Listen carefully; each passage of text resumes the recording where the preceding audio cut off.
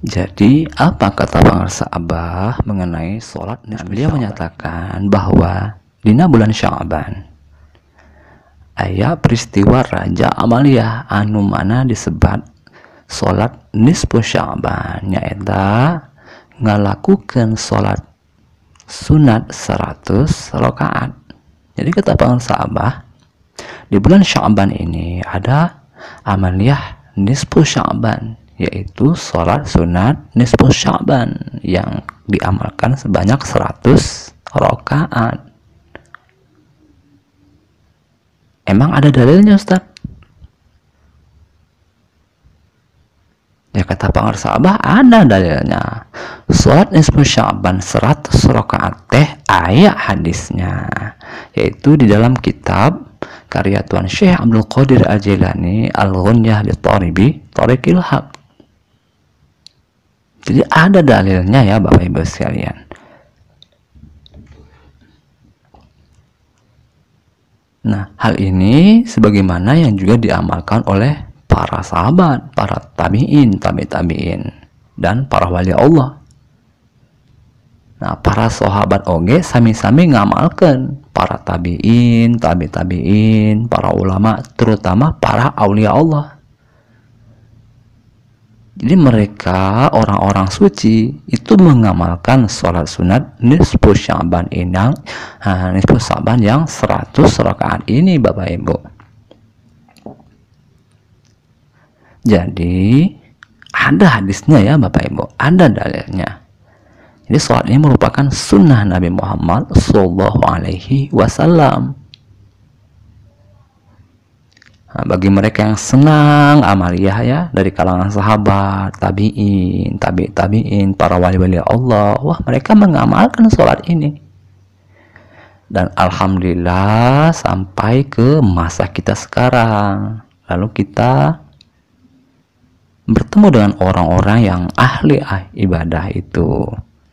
Nah, itu pengarsa Abah Anom. Lalu beliau menganjurkan kita untuk mengamalkan sholat sunnah ini yang sudah jarang diamalkan oleh orang-orang sekarang. Nah, jadi Bapak Ibu, kita mau ikut siapa sih sebetulnya ya? Kita mau ikut para wali Allah, orang-orang yang betul-betul suci batinnya, atau yang lain? Kita mau ikut siapa? Kalau kita mau ikut wali-wali Allah ya kita amalkan sholat ini. Tapi kan Ustadz berat ini amaliyah sholat nisfu Sya'ban ini. Iya, memang berat Bapak Ibu. Ya kita pasti merasakan berat ya, apalagi kita bukan orang yang ahli ibadah 100 rakaat gitu, 1000 kulhu ya, karena satu rakaat kan 10 kulhu ya, kulhu Allahu ahad. Wah berat banget ya. Tetapi pengarsa Abah Anom berpesan tesabaraha ngan ukur 3 jam gitu.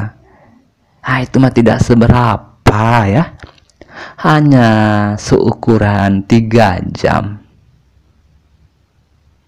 Nah jadi ulah ngerasa handeueul dicokot dengan waktu 3 jam. Jadi jangan merasa gimana gitu ya, hanya diambil waktunya cuma 3 jam. Nah setahun kita bernapas berapa jam. Nah sekarang kita diambil hanya 3 jam. Wah bari rasana teh ngerasa rugi gitu ya. Kita pengarsa Abah, diambil waktu 3 jam tapi rasanya rugi banget. Padahal belum berpuluh-puluh acan, nah, tidak sampai puluhan jam gitu ya, hanya 3 jam. Nah karena itu ulah dugi kadiwadahan kedua, jangan dikendalikan oleh malas.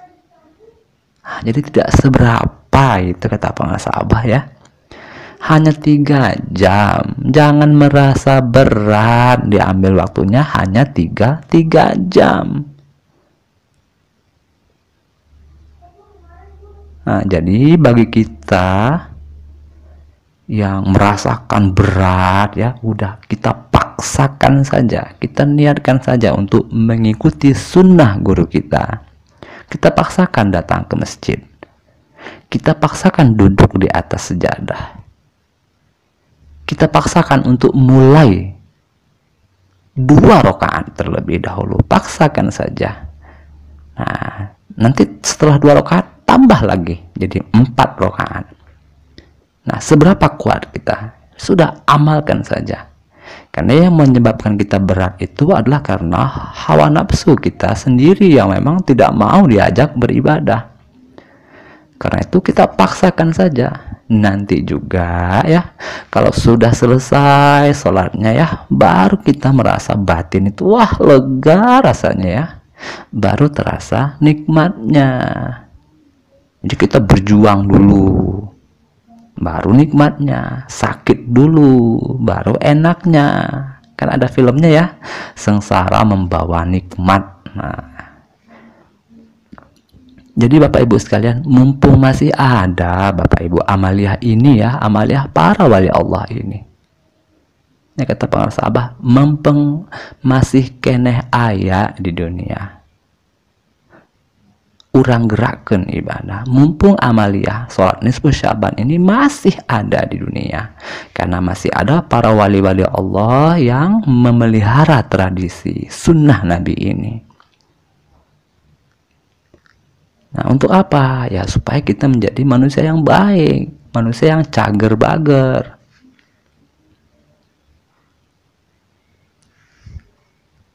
Manusia yang sehat zahirnya, baik batinnya, tidak suka melanggar aturan agama maupun negara. Jadi kita paksakan Bapak Ibu ya, kita amalkan. Kita paksa ambil air wudhu. Kita paksakan untuk duduk di sejadah. Sudah, kita mulai 2 rakaat. Kalau masih ada kemampuan, tambah 2 rakaat lagi. Ya begitu saja. Jangan dipikirkan 100 rakaatnya, 1000 kulhunya. Capek kita. Kita mulai dari rakaat pertama dulu. Oh bisa nih rakaat pertama, ya tambah jadi 2 rakaat. Nah kalau selesai itu batin kita akan sangat lega sekali ya Bapak Ibu sekalian. Nah, ini adalah amaliyah para wali Allah. Apa manfaatnya dari sholat sunat nisfu Syaban ini? Banyak sekali manfaatnya ya Bapak Ibu sekalian. Tetapi kata pengarsa Abah Anom, nah lamun orang tukang kedul, kalau kita pemalas ya, jadi daek. Nah, kita pun menjadi rajin gitu ya. Anu tadina orang tukang mumul ya, tidak punya komitmen yang kuat, komitmen kita rendah. Kalau kerja tidak pernah tuntas, selalu putus di tengah jalan. Kita pun jadi tekun, kita punya komitmen yang kuat. Yang tadinya kita mantangul ya, suka ingkar, suka membantah, suka membangkang ya, bedegong. Nah itu bedegong itu bandel ya, nakal, kumaki, wah angkuh, sombong, jadi hade ya, jadi semakin bagus, jadi nyaah, jadi sayang ya, jadi bager, baik gitu. Lalu semakin meningkat menjadi silih pika nyaah, kita saling sayang, silih pika asih, kita saling mengasihi, silih mika cinta, kita saling mencintai antar sesama kita. Dan juga silih tulungan, kita saling membantu antar sesama kita.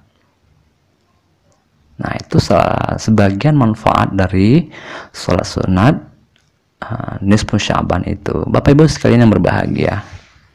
Nah itu ya pesan dari pengarsa Abah yang terbaca oleh saya di dalam kuliah subuh beliau yang diterbitkan pada tahun 2012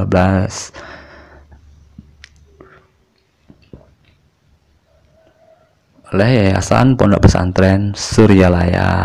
Baik Bapak Ibu sekalian, itu saja yang dapat kita pelajari. Semoga kita semangat ya untuk melaksanakan sholat sunat nisfu Syaban yang nanti insya Allah akan kita amalkan sebentar lagi. Allahumma sholli ala nabil hashimiyyi Muhammadin wa ala alihi wa sallim taslima. Allahumma sholli wa sallim wa barik alaihi.